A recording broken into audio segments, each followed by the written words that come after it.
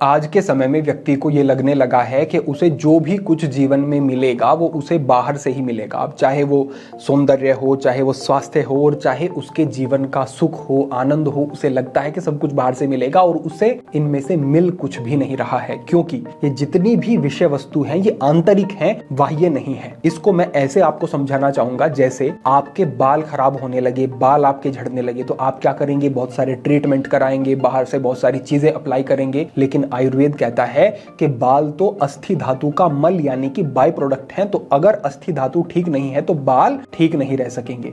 अस्थि धातु ठीक कब रहेगा? जब आपका पाचन ठीक रहेगा, क्योंकि पाचन ठीक है तभी अगले 7 धातु ठीक तरीके से बन सकते हैं। अब अगर आपको अपने चेहरे पर एक चमक लानी है तो आप बाहर से 1000 चीजें प्रयोग कर लेंगे, लेकिन सिद्धांत ये कहता है कि जब आपके शरीर में ओजस का निर्माण होगा, वो ओजस जब बनेगा और बढ़ेगा, तभी आपके चेहरे पर एक विशेष चमक आएगी और वो स्वाभाविक चमक होगी। ओजस कब बढ़ेगा? जब आपका पाचन ठीक होगा, 7 धातु ठीक से बनेंगे आपके, उस समय पर आपका ओजस स्वाभाविक बढ़ना शुरू होगा और चेहरे पर चमक आएगी आपके। अब अक्सर हमारे अनेक बंधु टेस्टोस्टेरोन के लिए बहुत सारे प्रयोग करते हैं, कई लोग तो इंजेक्शन लगाते और टेबलेट खाते मैं देखता हूं, लेकिन यौगिक सिद्धांत ये कहते हैं कि ब्रह्मचर्य का पालन अगर आप करते हो तो स्वाभाविक पुरुषत्व यानी कि टेस्टोस्टेरोन आपके शरीर में बढ़ना शुरू हो जाएगा। तो ये सारे विषय कहां के हैं? आंतरिक विषय हैं। हम इनको प्राप्त कहां से करना चाहते हैं? बाहर से, और इसीलिए हमें निराशा ही मिलती है। तो इन सब चीजों का मूल जो मैंने कहा वो क्या है? वो है आपका पाचन तंत्र। अगर पाचन हमने ठीक रख लिया तो हम सारी चीजों को बेहतर कर सकते हैं, ठीक रख सकते हैं। अब पाचन कैसे ठीक रखें? पाचन के बिगड़ने की आज 2 प्रमुख जो वजहें हैं वो हैं कि बहुत ज्यादा वायु बढ़ना, वात बढ़ना, ब्लोटिंग होना और बहुत ज्यादा एसिड बढ़ना। शरीर में एसिडिटी की समस्या जो है इसकी वजह से। अब आज के समय में हमारा खान पान इतना रूखा, बेजान और इस तरीके का हो गया है कि वायु स्वाभाविक बढ़ती जा रही है। अब जब वात बढ़ती है तो हमारे पाचन की अग्नि बुझनी शुरू हो जाती है और अग्नि विषम हो जाती है। कभी तो बहुत भूख लगेगी, कभी बिल्कुल भूख नहीं लगेगी, खाना ठीक से पचेगा नहीं, अरुचि की समस्या होगी, भोजन में रुचि नहीं होगी, शरीर में रूखापन होगा और 7 धातु सूखने शुरू हो जाएंगे। आप कुछ भी फिर करते रहें, आपके चेहरे पर चमक, बाल और शरीर में एक ऊर्जा अनुभव नहीं होगी। पित्त आपका बहुत अधिक बढ़ेगा, एसिड बढ़ेगा, तो इन्फ्लामेटरी बाउल डिजीज आपको होंगी, यानी इन्फ्लामेशन बहुत ज्यादा बढ़ेगी और अल्सर जैसी समस्याएं आपको होंगी। इन दोनों को अगर हमें ठीक रखना है तो हमें पहले 2 नियमों को समझना होगा और उसके बाद मैं आपको 3 ऐसी औषधियां बताऊंगा जो घर पर आप आज से प्रयोग करना शुरू कर सकते हैं बड़ी आसानी से और लाभ बड़े अच्छे मिलेंगे। पहले 2 नियम समझ लो। साथ ही आप हमारे प्रातःकाल के ध्यान सिद्धि सूत्र साधना से अवश्य जुड़े, जहां पर हम चक्रों का हमारे जीवन पर क्या प्रभाव पड़ता है, हम अपने सबकॉन्शियस को रिप्रोग्राम कैसे कर सकते हैं और अपने इमोशंस को हील कैसे कर सकते हैं, इन सभी विषयों पर बात करते हैं।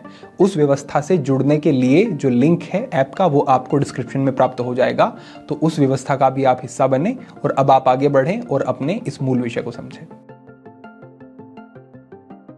पहला नियम यहां पर यह है कि आपको 7 घंटे से ऊपर का आहार नहीं लेना है।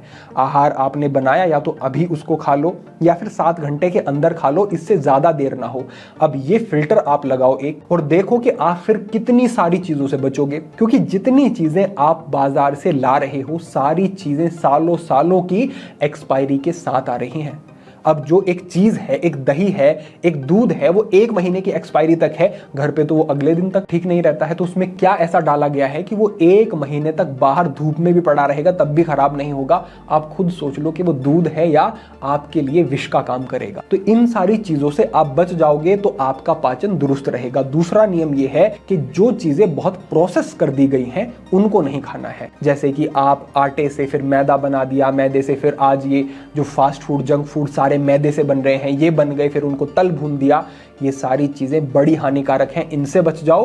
बस 2 नियम कहूंगा, घर की सात्विक चीजें सारी खाते रहो, ऐसा कोई विशेष परहेज नहीं है, थोड़ा मसालों का और मिर्च का सेवन कम कर देना बस। तो ये करोगे आप तो आपको यहीं से सुधार आना शुरू हो जाएगा। अब जो यहाँ पर पहला प्रयोग है एक चटनी बनानी है और घर पे बनानी है, और इसको आप आहार के साथ या फिर आहार के बाद 1 से 1.5 चम्मच 2 चम्मच की मात्रा में ले सकते हैं। भोजन के साथ भी इसको ले सकते हैं। तो करना क्या है, 6 ग्राम की मात्रा में आपको अदरक लेना है, 6 ग्राम की मात्रा में आपको सौंफ लेनी है और आपको काली मिर्च लेनी है इसमें 3 ग्राम की मात्रा में, और स्वाद के अनुसार इसमें सेंधा नमक डाल करके आपको एक ये चटनी तैयार कर लेनी है। इस चटनी को आप रख लें और इसमें से 1 से 1.5 चम्मच आपको फिर ग्रहण कर लेनी है। अब इसी अनुपात में रखते हुए इसकी मात्रा को आप बढ़ा करके बना सकते हैं, कोई समस्या नहीं है, बस अनुपात इसी तरीके का रेशो रहना चाहिए। इस चटनी को आप कुछ लंबा भी प्रयोग कर सकते हैं, 15 दिन 20 दिन में इसका रिजल्ट बहुत अच्छे से मिलने लगेगा, लेकिन इसको महीना 2 महीना भी प्रयोग करते हो तो भी कोई दिक्कत नहीं है। ये सारी चीजें बड़ी ही उपयोगी हैं। चाहे अदरक की बात करें तो जठराग्नि को बढ़ाता है, मुनक्के की बात करें तो मलों का निष्कासन ठीक से कराता है, एक सूदिंग इफेक्ट रखता है, नरिश करता है आपके शरीर को, और दूसरी जो सौंफ वगैरह है ये भी आपके एंजाइम के सिक्रेशन को बढ़ा करके और आपके शरीर में अलग अलग तरीके से काम करके आपके पाचन को सुधारने वाली ये चीजें हैं। तो ये चटनी आपको प्रयोग करनी है, ब्लोटिंग की, गैस की समस्या और पाचन को भी ये दुरुस्त करने वाली है, बड़ा अच्छा लाभ मिलेगा। दूसरे स्थान पर केवल 2 चीजें आपको खाना खाने के बाद लेनी है और इससे आपकी पित्त की, एसिड जो बहुत बढ़ता है उसकी समस्या में लाभ होगा। सबसे पहली चीज यहां पर लौंग है। लौंग में क्या है, यूजेनॉल नाम का तत्व पाया जाता है जो कि एक बहुत स्ट्रॉन्ग एंटी इंफ्लामेटरी और एंटी बैक्टीरियल प्रॉपर्टीज के साथ होता है।